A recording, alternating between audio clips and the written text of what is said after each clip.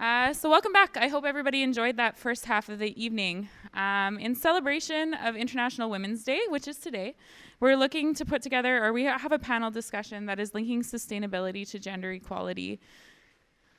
As you can see on the screen, SDG 5, gender equality, is part of the 17 Sustainable Development Goals, which aim to address the people, planet, prosperity, peace, and partnerships. They are an urgent call to action for all countries, and they recognize the linkages between each of these goals to preserve the earth that we call home. Gender equality, empowering all women and girls, has a big role to play in this. I'm looking forward to hearing from each of our panelists today on how their work or research relates to SDG number 5 and sustainability in general. Tonight, the panel discussion will be moderated by Adele Perry. Adele is a settler historian who grew up in British Columbia and has worked at the University of Manitoba since 2000. She works on histories of colonialism in northwestern North America in the 19th and 20th centuries and is committed to transformative work of feminist and decolonizing scholarship. She is currently a distinguished professor of history and women's and gender studies and the director of the Center for Human Rights Research here at the University of Manitoba. So please give a warm welcome to Adele.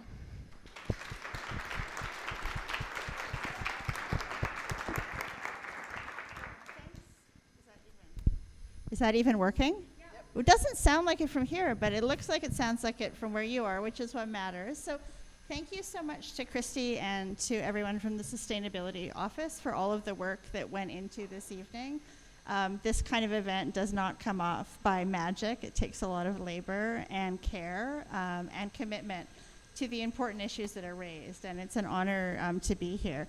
And it's especially an honor to sit in this circle with these very distinguished and important and engaged thinkers and doers. And I'm going to introduce the four panelists in turn, and then we're going to take on a couple of kind of central questions, which each of the panelists will speak to. And then we also have a system for taking questions from the audience via Mentimeter. And you can see that above there, and it's got all the QR codes and all of that great stuff that you need to engage that. So I'll begin by introducing McKenna Coldwell. McKenna is part of the UM Engineering Society's Sustainability Group and the Communications Executive for the Women of Manitoba Engineering Network. She is a fourth-year biosystems engineering student with a biomedical specialization. She's passionate about sharing information in sustainability and engineering to future engineers while promoting diversity and the support of gender minorities in the industry. Larissa Kenhai is the research lead at the University of Manitoba for a national study entitled Bridging the Gender Gap. She holds an MBA in Sustainability and Public Administration, a BA Honors in International Development, a BSc in Biology, and has a nonprofit background in social justice. With passions for environmental justice, anti-racism, and women's empowerment, Larissa has most recently worked as the Diversity and Inclusion Coordinator with the Manitoba Government, Fair Trade Outreach Coordinator with the Manitoba Council for International Cooperation.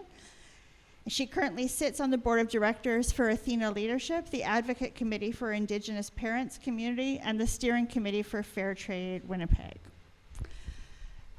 Vanessa Lilly is Korean Métis. Her family comes from St. Peter's and the Peguis community along the banks of the Red River in Manitoba's Interlake. Vanessa earned a Bachelor of Honors degree in psychology here at the University of Manitoba and has worked at the University of Manitoba as the first academic advisor for Indigenous students in the Faculty of Arts and as a student advisor in the Indigenous Student Center overseeing the cultural portfolio. Currently, she is Director of Cultural Integration Indigenous. She works to walk in the footsteps of those who came before her, seeking possibilities to make our collective space more accessible, inclusive, and healing. Relationships, listening, and learning are integral to Vanessa as she strives to co-create respectful, community-informed restorative practices. She is a strong advocate and a grassroots community member who balances her time so she can learn from elders, traditional knowledge keepers, and spend time on the land. And she is honored to be a daughter, a mother, a sister, and an auntie. We also have with us Dr. Tracy Peter, is a professor of sociology and criminology and also the vice provost academic affairs at the University of Manitoba. She is currently the principal investigator on an SSHRC Insight grant based on a cross-sector and cross-national analysis of women in engineering and computer science occupations in Canada, Germany, and Sweden. Tracy has also been involved in numerous large-scale national and international studies involving youth and other marginalized populations. Her general research and publications include work on research methods and applied social statistics, mental health and well-being, equity and anti-oppression in education and work, and equity among two-spirit, lesbian, gay, bisexual, transgendered, intersex, asexual, and questioning populations. So with that, we have 4 speakers whose research and expertise and praxis cover a wide range of perspectives to engage with these questions around gender equity and sustainability. And with that, I'm going to raise our first question, and I think I'm going to ask Larissa to speak to it first, and that is, from your perspective, how would you tie gender equity and sustainability together? Thank you, Adele, and thank you for having me. I have my notes here so I can try and not speak forever. But I thought I'd start this question by just sort of sharing a little secret, is that especially when I was younger, I did not see an intersection between gender equality and sustainability. I would have identified as perhaps an eco-warrior, but not as a feminist. That seemed like a bad word at the time. Now as an adult, of course, one of my favorite quotes is Lindy West, activist and author. She says, "If your involvement in your social justice movement ends at your own oppression, then you're not doing the work." So if you do the work, and it doesn't take much, you can definitely see the intrinsic link between the two. So women and children and other equity-deserving groups are consistently and disproportionately affected by the effects of environmental disasters. We've seen, and all of us in this room know about this, women through historical gender roles are often represented as the keepers and protectors of natural resources. So if we're not protecting the protectors, and then how are we supposed to protect the natural resources?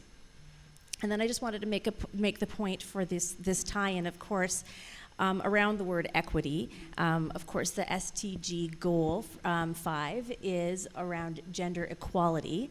But I think we're all aware of the nuance between the words, that equity speaks more to everyone getting what they need to thrive, and equality being everyone getting the same thing no matter what it is. So when you tie that into ecological sustainability, we're seeing that equilibrium or a balance required for ecosystems is necessary to function optimally. But here we see people and communities and businesses continuing to misinterpret this Darwinian path of survival of the fittest, rather than using an equity lens to look at intersectionality in systems.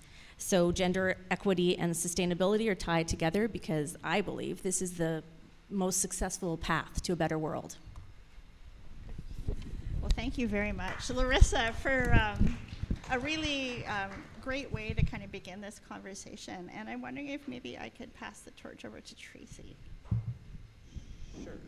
Can everyone hear me? Yeah? Okay. So, yeah, I thought lots about this question. And I guess I started by thinking what sustainability means to me, and for me it means coexisting on this earth, on this land, in a safe, equitable. I also have a particular critique about equity versus equality, and that, yeah, safe and equitable in a meaningful way across economic, social, and environmental pillars.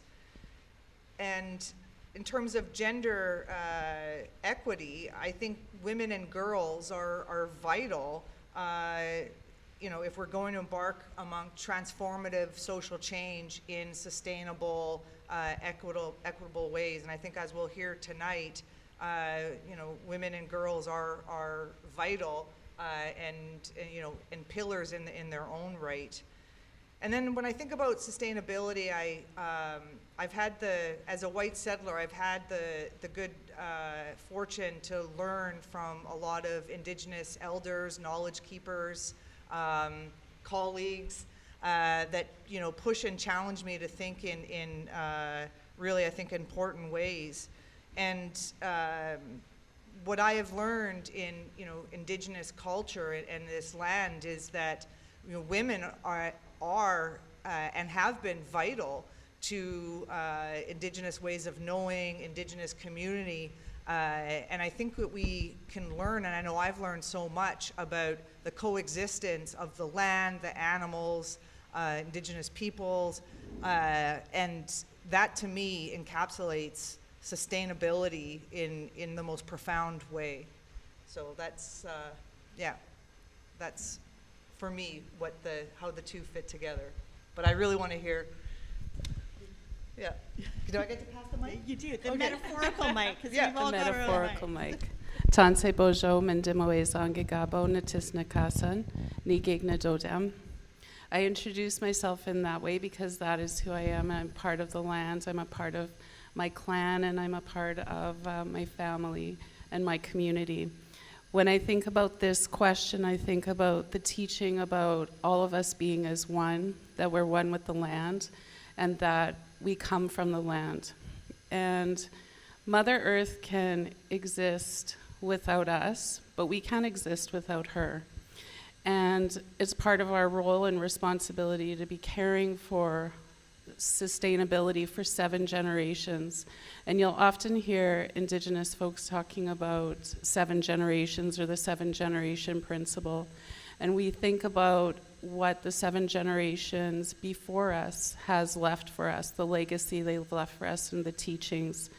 And when I'm doing something or making decisions or when I'm on the land, I'm thinking about the 7 generations that are going to come after me and leaving a good earth and a good environment for my children, grandchildren, and great-grandchildren to grow in. And so gender equality and sustainability naturally just go together for the wellness of our mind, our body, and our spirit. Okay, great. As you know, I'm a student and I'm a part of a bunch of different groups here on campus. So when I think about this question, I think of 2 groups that I'm in. I think of being in a group for inclusion, and I think of being in a group for sustainability. And I kind of want to tie both of those together. So for equality is really about facing the discrimination that is in our society today. So every day, women, we get up, there are little things, discrete things that happen and we notice. We look at administration and we might not see as many women there. There's so many different ways that women don't have the same opportunities, and especially in countries that are more developing, we see women in poverty, which is a huge part of sustainability. Women need to have extra support services so we can get to the same level and we can have truly equitable chances at different opportunities for education and different sectors of our lives. So women are important, we know that. But what about sustainability? Sustainability to me means, as a biosystems engineer, is to think about when we make decisions, they're to benefit us now, but also all of the future generations, as we all discussed. So future generations, we think about women, what is our role? Are we going to be leaders?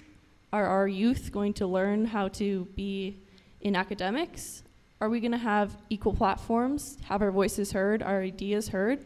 Sustainability involves us. We are a part of the human population.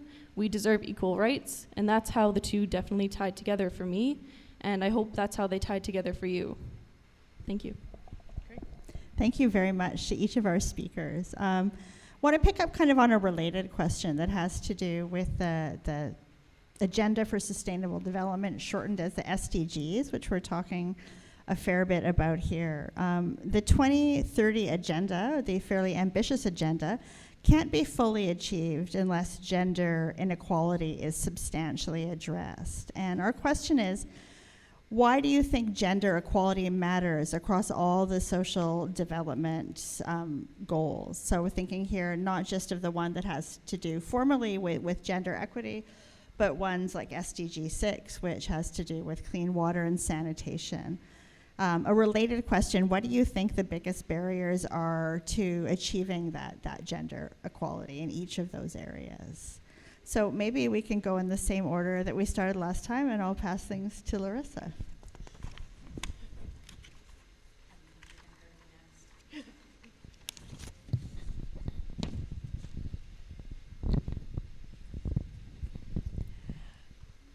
Why does gender equality matter across this SDGs? Okay, so I'm going to start again with, so sustainability, in my opinion, is kind of a dumb word. But as it's overused and it's misunderstood, but as it's generally understood, it's sort of evolved from recycling to this complex intersection of people, planet, and profits. So that means it encompasses everything, including gender equity. I'm thinking of what Vanessa's saying about the 7 generations. I used to work at Fort White Alive as a nature interpreter, and we'd start the school groups talking and setting expectations with the students, saying, you need to respect the land, we need to respect each other, we need to respect ourselves. So this is what, in my opinion, the SDGs come down to, is respect. I am a avid proponent for strategy and for metrics. So when we are looking at this, hitting the 17 SDGs by 2030 and lowering our greenhouse gas emissions, and if making sure that everyone in this room here has looked at and is contemplating the TRC calls to action and the missing, murdered Indigenous women and girls and women, calls for justice, for weaving reconciliation into the fabric of society. The way to do that is we need to look at all of these different goals, and that's the strategy. We can't do it unless unless there's an interplay between it. There's this true north with the SDGs. It's asking about meeting people's fundamental needs, and so I propose that is respect.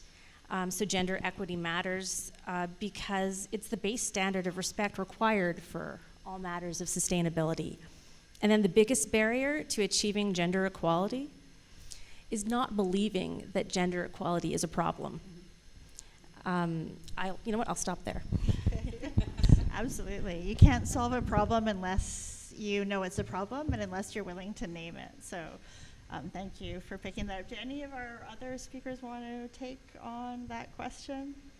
Yeah, I mean, so in the introduction, full disclosure, I'm a sociologist and criminologist, and that sounds really cool, but within that, I teach social statistics, so I like numbers. So I went and found some numbers for you to share with, and I honestly believe that if we're going to move the needle in sustainability, women and girls are vital, I think, to all 17 of the SDGs. And so here's some statistics, and I'll point out how I think they relate. 1 billion people on this earth live on less than $1.25 a day. That's, shocking. And that relates to SDG number 1, no poverty, and SDG number 2, zero hunger. 124 million children and adolescents are out of school. Many of those are girls, so that relates to SDG number 4, quality education. Every year, 15 million girls under the age of 18 will be married. I can't even imagine. And so that, relates to gender equality, but also number 10, reduce inequality within and among countries. Number 16, promote a just, peaceful, and inclusive societies. And the last one, more than 840,000 people die each year from water-related disease. And that is SDG 6, clean water. And like I said, gender equity and inequality is interwoven in all of these areas. But if I'd say that probably the biggest barrier to achieve gender equity, I would say would be pay and work equity. Globally, women under 40 are more likely to be poor compared to men. In 89 countries with available data, there was 4.4 million more women than men living on less than $1.90 a day. So again, we see disproportionate relationship there. Gender inequalities in the labor market persist largely due to occupational segregation and gender pay gaps, of which still exist in Canada, and it's more pronounced, I think, in other nations. So, yeah. Thank you, Tracy, for bringing the numbers. So we'll pass things to Vanessa. No, we need those numbers. It matters, right? I'm going to need you to time me, Adele, Okay. because this involves the Indian Act. Okay. My answer involves the Indian Act. So Indigenous women, First Nations, Métis, and Inuit women, we are really impacted by so many Canadian laws that impact who we are and our rights under the Indian Act. And the Indian Act actually was systemic discrimination through a number of different laws and policies throughout history that still impact our people today. It impacts me today as I sit here and talk to you about this. And it's basically the erasure of Indigenous women by taking our status away from us. The 60s scoop, the CFS system, MMIWG. There are a number of different ways in Canada that this impacts Indigenous women. And this is, huge gender inequality for us. And we, the statistics are not great. 26% of Indigenous women experience sexual violence during childhood. 56% experience physical assault. 46% experience sexual assault, and we're 7 times more likely to go missing and murdered than non-Indigenous women. Inequality is huge, and it affects everything that we do. So if we don't address those issues within our law, within our Canadian system, then, sustainability is not an issue for us because we have no rights. We have lost our land. We've lost our language and our culture, our families. It impacts everything that we do every day. And so we need to change some of the laws and some of the inequalities to be able, for us, we need allyship, for us to be able to change some of those things within our society. And I think that, some people are becoming more aware. We're talking about it a little bit more, but it's still not enough. And, systemic racism is a huge barrier to achieve gender equality for us. So there was a lot of great points that you guys brought up, and I would love to build off of them more, but I'll just put in a little bit of a new perspective. When I think about gender inequality, you can see it pretty much everywhere and everything. You can see it in the levels of poverty in Canada and in also other countries. You can see it with water access. It's everywhere. Specifically, I want to talk about SDG 9, about infrastructure. So when we look at the buildings we have here, there are new laws and regulations in Canada, standards put in place. As an engineer, standards, that's my thing, right? But still, when I walk around the halls in engineering, there are still less bathrooms. It's not equal. SDGs number 9 specifically, it's not equal. Infrastructure needs to be developed with the minds of everyone in place, whether it be having the same amount of restrooms for women and men or having gender inclusive restrooms. It's just not right. Like the fact that, for example, one of the restrooms in engineering here has been closed for 3 months inexplicably, and it's the only one on that floor for women. Why? Because of inequality.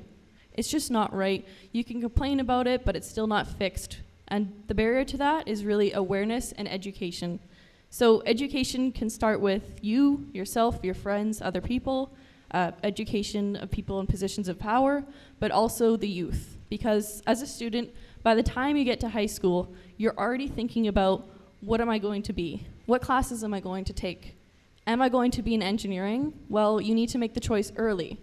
You see your male counterparts taking physics, taking all of the maths. They already know that they're going into certain careers. But as women, we really need to be understanding and educated on all of these topics so we can tell our youth, our women and girls, that you can do this, you have these opportunities, and that's what we need to teach everyone, including Canada and other countries.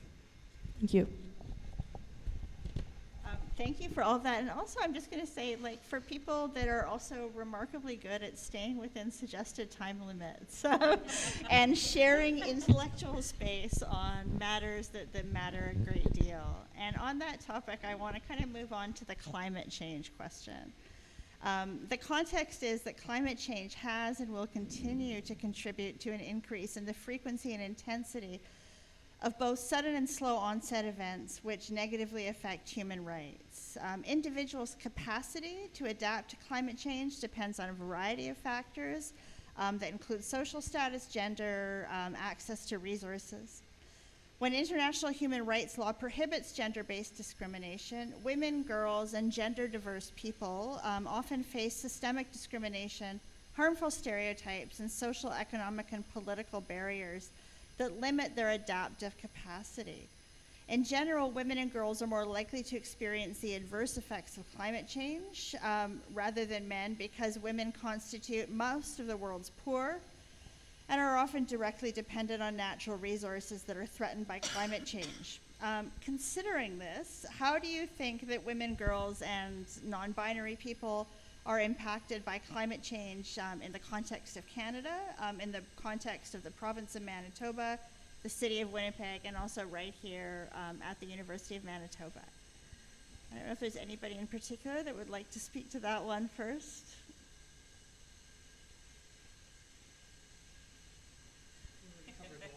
Yeah, we covered the washrooms. Washrooms matter, and it's down to that very material, and you're right, standards-based infrastructure counts, absolutely. This question makes me think about how the climate impacts Indigenous people. So as the climate changes, it impacts the land, and the land is changing. And our elders pass us down traditional knowledge and teachings of the land, hunting areas where plants grow, the cycles of the earth that have been passed down through generations. So this knowledge is passed down through grandparents to grandchildren to great-grandchildren, and our hunting and harvesting abilities change based on the climate change. So there's the natural ebb and flow of the earth and different cycles of the earth. But as the climate begins to change, and it's changing our earth for longer periods of time, our hunting and harvesting is also changing, and we don't have the knowledge to adapt to those things necessarily. Well, we have the knowledge to adapt, but we can no longer rely on some of those teachings that were passed down. The animals move, the fish are changing. I was just over near the ocean, and I was talking to some Haida matriarchs on the ferry, and they were talking about the changing patterns of the herrings and how it was causing the whales to move to different places at different times of the year that they had no knowledge of or memory of in their traditional teachings. And so it changes the way that we fish and the way that we're able to get our food when we're, living up north.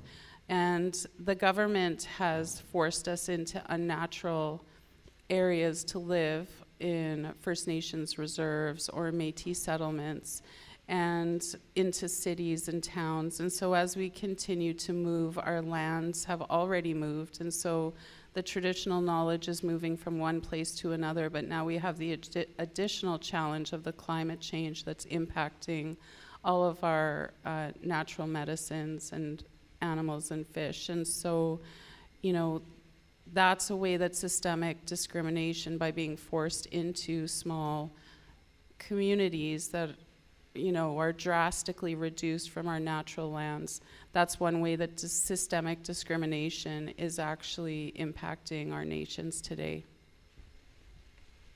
I think there's power in visibility. I do a lot of stuff with on homophobia and transphobia, and what we've learned in the schools is visibility matters. So as something as maybe mundane as safe space stickers actually really makes a difference to us LGBTQ students in just to see that they see visibility. And I do believe, I wouldn't be in a leadership position if I didn't, that the importance of leaderships, not just women leaders, but Indigenous leaders, racialized, individuals with a disability. And there needs to be that visibility so that people know that you have a right to this space, you belong in this space. And that we're expanding this space so that you can belong. I have a particular critique about inclusion, and while I use the acronym EDI, I'm always a little bit reluctant about that word inclusion, because I worry that it's synonymous with assimilation. So you can be included at this university space if you assimilate to the colonial structures, to the white structures, the male structures, and in my research, I really like to think about expansive state spaces. So how do we expand this university to in ways that promote reconciliation, decolonization? How do we expand this engineering building to so that women can be full participants in this faculty? So I like to think of expanding, because I think it challenges us to move beyond inclusion. I would love to touch more on those topics, just because I'm in engineering, I'm in the building every day. But so we notice it everywhere. We know there's less of us. We know there's about 16% women in our program here at U of M. In biosystems, we actually have 51% of that. So specifically in my group, there's more of us, since I think more women tend to care about the environment and engineering for biological systems and humans, but we don't have enough of us. And you notice it everywhere. Some of the problems are, I volunteer at outreach days, that's for high school students. I'm still seeing one girl in a group of 15. It's still the same. It's not improving. To fix that, though, we do have a solution we're trying to implement to support women in engineering, specifically in my field. EGM, Engineers Geoscientists Manitoba, we do have the 30 by 30 goal/program. So that's to have 30% of registered professional engineers be women by 2030. Right now in Manitoba, that's just over 20%. We have a long way to go. And looking at our student population, we will not make it. Definitely not, especially with the 5-year program. So that's really important, is to educate high school students, let them know that there is a place for you here at this university.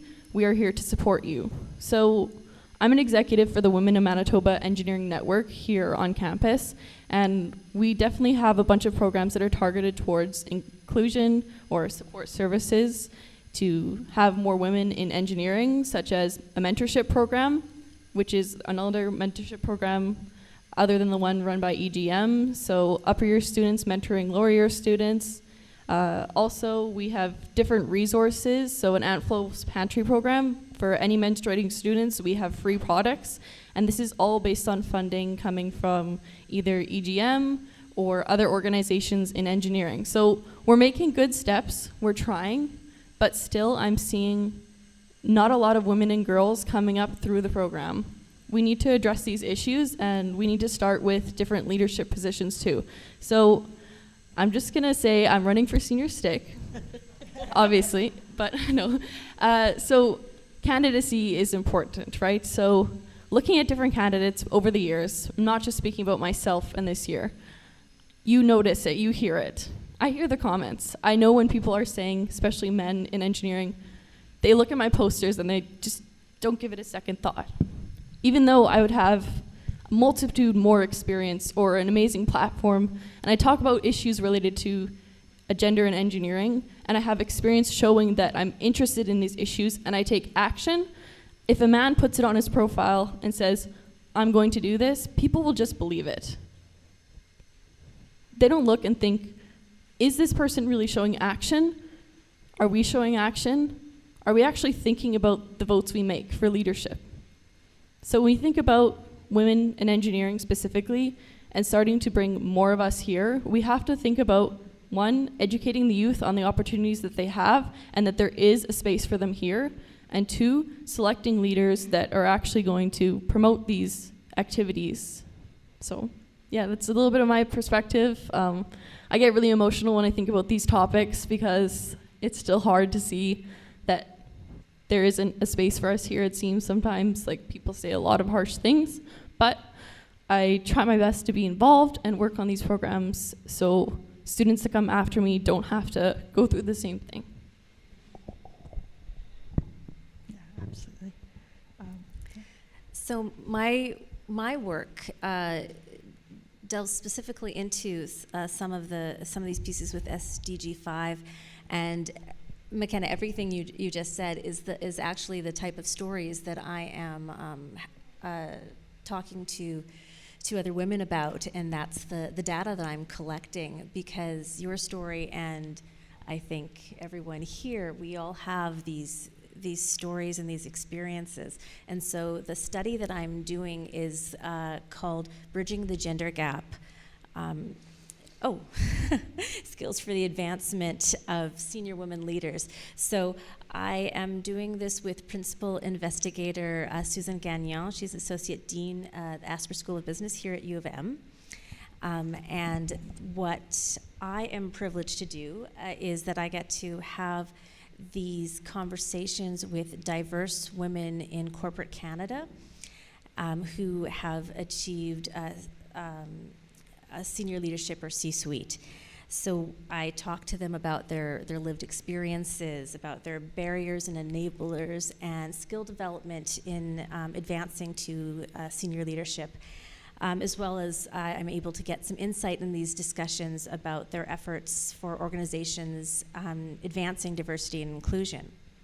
So this data hasn't really been collected before. There's a lot of statistics, and there's a lot of knowing glances amongst women of, well, you know how it is, right?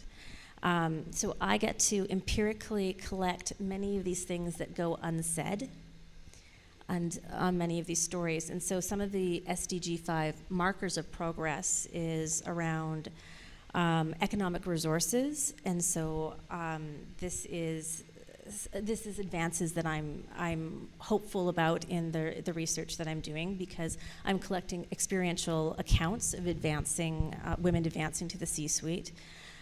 Regarding empowerment of women, I have the privilege of hearing these stories about women like all of the people on this panel who are pioneers. Someone pioneering a women's network because that just didn't exist in their organization, or women that are at such high levels of their organization that and are the first women there, so no one's ever had maternity leave, so they are for the first time creating those policies. So there's many examples of these institutional changes through individual impact. And in regards to legislation and affecting policy, my hope is that this work, much like, and I'm sure with Tracy as well, that it's going to inform decision makers and policies moving forward. And there is a window right now, a policy window. There's federal funding. I'm funded through Future Skills Canada. We have collaboration with a 30% club as well, which McKenna spoke to. But obviously, there's the list of what work is still needed is quite long. But my top three are equity literacy, the continuing the evolution of white feminism into intersectional feminism, and then supporting the BIPOC pipeline.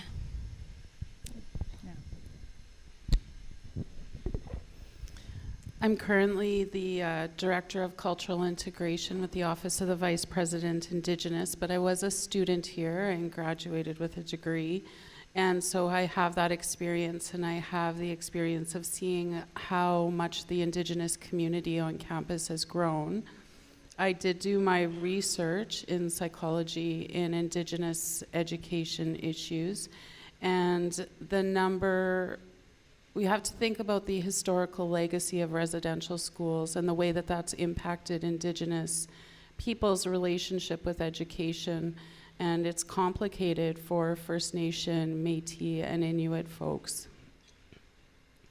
And as we continue to create more space here on campus and in our society for Indigenous people, things are changing and we are creating more space.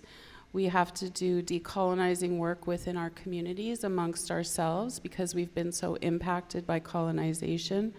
But we also have to create that space within institutions that we function in. And so we have sort of double labor to work in both places. So I see a number of challenges, but I also see hope and growth. And I think that there's a lot of Indigenous women and 2S folks doing a ton of work out in community that doesn't have sustainable funding, that doesn't have enough workers. Programs disappear because they only have funding for 2 years, or it might be seed funding. And we need to start making a really big concerted effort to fund these programs properly so that communities can do the work that they're already doing.